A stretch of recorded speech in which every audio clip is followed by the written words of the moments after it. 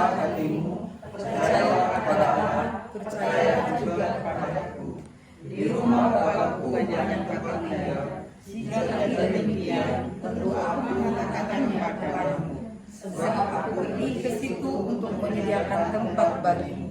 Dan apabila aku telah pergi ke situ dan telah menyediakan tempat bagimu, aku akan datang kembali dan membawa kamu ke tempatku, supaya di tempat di mana aku berada, kamu pun berada. Demikianlah sabda Tuhan. Syukur kepada Allah yang setia. Sebagai sahabat yang menguatkan kami, sebagai sahabat yang mengerti isi hati dan seluruh pergumulan kehidupan kami. Terima kasih Tuhan. Kami bersyukur kami punya Allah seperti Engkau. Allah yang tidak pernah meninggalkan kami. Allah yang menemukan kami dalam segala keadaan kehidupan kami. Pada malam hari ini Tuhan, kami ingin mengerti apa yang menjadi isi hati Tuhan di dalam kedukaan yang sedang kami alami bersama dengan keluarga Bapak Ibu Yusef di tempat ini. Kami mohon kuasa Roh Kudus-Mu tercurah atas kami. Berkuasalah dalam hati dan seluruh kehidupan kami. Baik kami yang menyampaikan firman-Mu maupun setiap kami yang mendengarkan. Supaya kami sungguh-sungguh mengerti firman Tuhan. Dan firman ini boleh menjadi kekuatan bagi kami. Menjadi kehidupan bagi kami. Terima kasih Tuhan. Di dalam nama Tuhan Yesus Kristus kami bersyukur dan menyatakan siap merenungkan firman-Mu. Amin. Sama bisa hatimu, percayalah kepada Tuhan, percayalah juga kepadaku. Di rumah Bapakku banyak tempat tinggal. Jika tidak demikian, tentu aku mengatakannya kepadamu. Sebab aku pergi ke situ untuk menyediakan tempat bagimu. Dan apabila aku telah pergi ke situ dan telah menyediakan tempat bagimu, aku akan datang kembali dan membawa kamu ke tempatku, supaya di tempat di mana aku berada, kamu pun berada. Demikianlah sabda Tuhan. Syukur kepada Allah. Kita perhatikan, Bapak Ibu pernah mendengar istilah imago humano? Yang tadi kan imago Dei itu kita hafal, itu dari pelajaran agama di SD. Tapi kalau imago humano itu pernah mendengar? Human itu apa? Manusia. Kalau imago berarti image, berarti gambaran. Gambaran manusia. Gambar manusia atau perupaan manusia. Perupaan manusia atau citra manusia. Tadi citra Allah, sekarang citra manusia. Setiap hari kita bergumul dengan dosa-dosa kita untuk apa? Untuk memperbaiki diri kita. Kita membentuk nilai-nilai yang baik di dalam diri kita. Kalau bisa kita tidak alpa ke gereja, tidak alpa datang PA, persekutuan dan seterusnya untuk apa? Untuk belajar tentang bagaimana sih seharusnya menjadi manusia yang baik itu. Bagaimana sih menjadi manusia yang sesuai dengan kehendak Allah itu. Nah, pada malam hari ini Bapak Ibu yang akan kita lihat dari diri Yesus bukan imago Dei-nya, tetapi kita mau melihat imago humano yang ada dalam diri Yesus.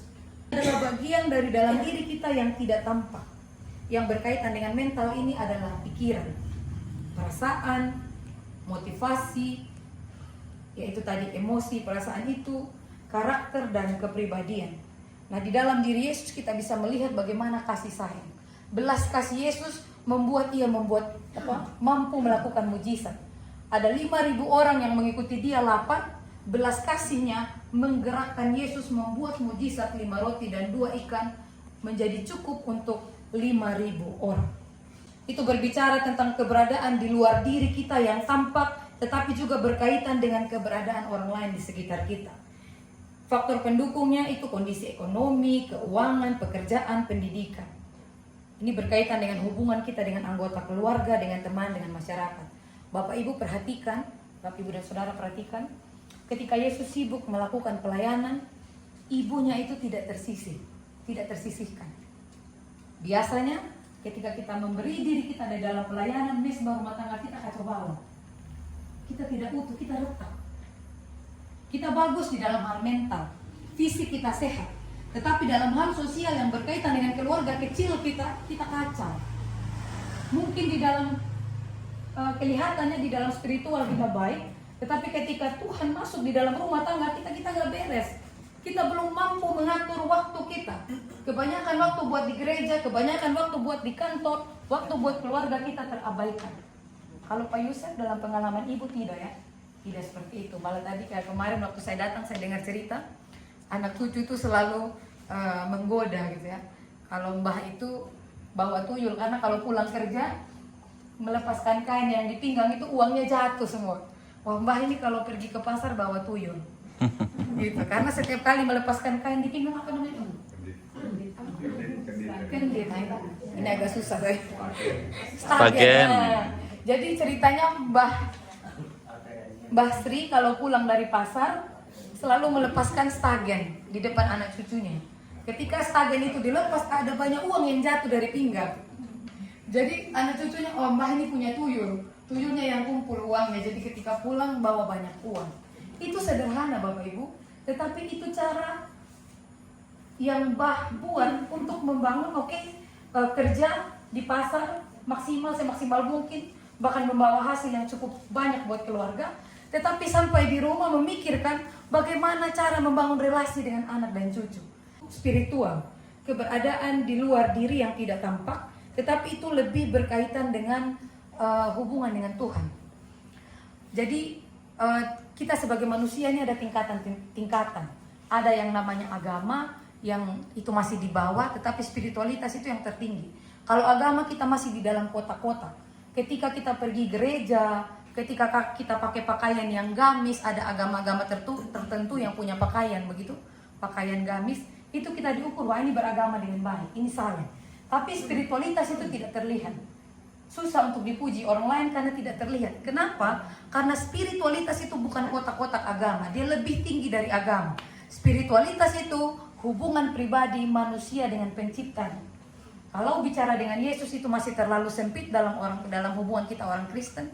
Bicara dengan dewa itu masih terlalu sempit untuk kepercayaan Hindu atau Buddha, maka dia itu luas berbicaranya. Spiritualitas adalah berbicara tentang membangun hubungan yang baik, yang erat antara ciptaan dengan Sang Pencipta. Berarti ini berlaku untuk semua agama. Tidak. Hari ini kami naikkan doa syafaat kami. Kami mau berdoa bagi bangsa dan negara Indonesia.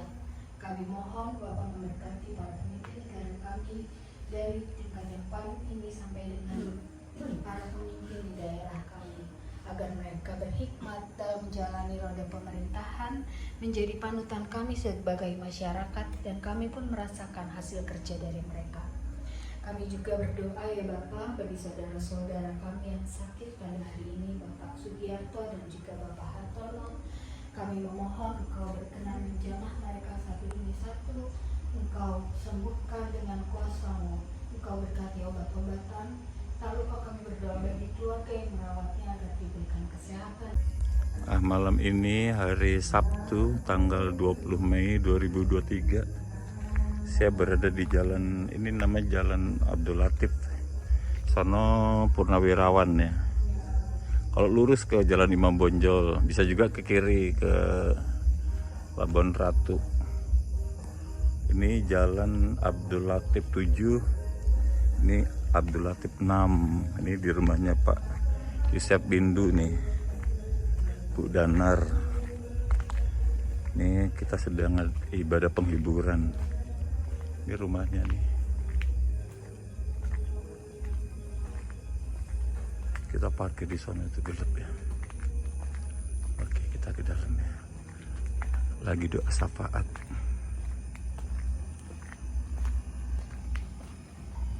Saya sungguh bersyukur dan terima kasih untuk kehadiran Bapak Ibu walaupun hujan, dan saya juga berterima kasih untuk Mbak Lomi yang sudah menyampaikan firman Tuhan, untuk Mas Tomo yang mengiringi musik, dan juga untuk seluruh Bapak Ibu yang sudah hadir. Pada kesempatan ini dengan saya mewakili keluarga besar dari Ibu kami, Ibu Sri Suwarsi, kami mengaturkan terima kasih kepada gereja yang kami merasakan perhatian dari Bapak Ibu Jemaat, dan saya berterima kasih untuk kunjungan baik ke rumah orang tua kami maupun ke rumah kami, karena seperti yang dikatakan oleh Mbak Lomi, orang tua kami itu tanggal lahirnya 30 Januari 1932. Itu kalau benar ya, karena zaman dulu mungkin tandanya gunung meletus atau apa, tapi saya melihat KTP 30 Januari 1932, jadi 91 lewat. Nah, Kalau pas Krakatau meletus 1883, Pak. nah ya makanya, jadi saya patokannya KTP. Ya, jadi itu 30 Januari 1932, jadi 91 tahun. Kami berdelapan dan sekarang yang masih diberi kehidupan 4 orang.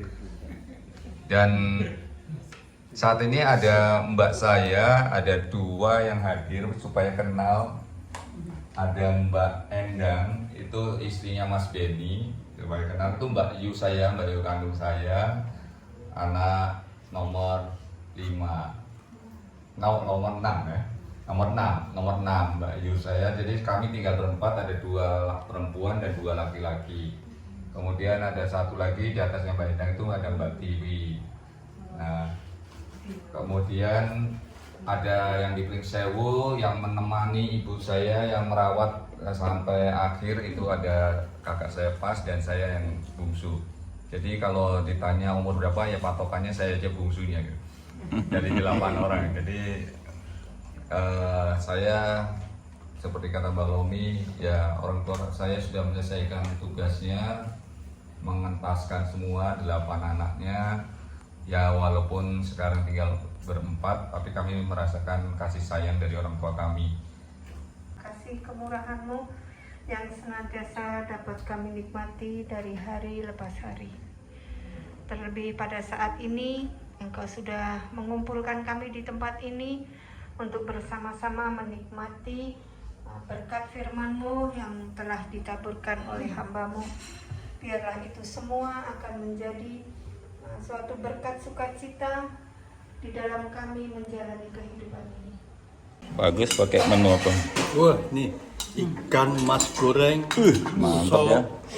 Terus Ada ayam juga. Ada bakso panas-panas ini. Mantap nih. Mantap. Mau ngeluarin apa lagi, Bu? Nah, jangan ragu-ragu ya. Ayo, terus silakan lanjut. Wah, dengan ragu-ragu. Ayamnya juga disiapin 2 macam ini lauknya. ini sudah cukup. Tidak muat nanti. Gitu ya. Pak De?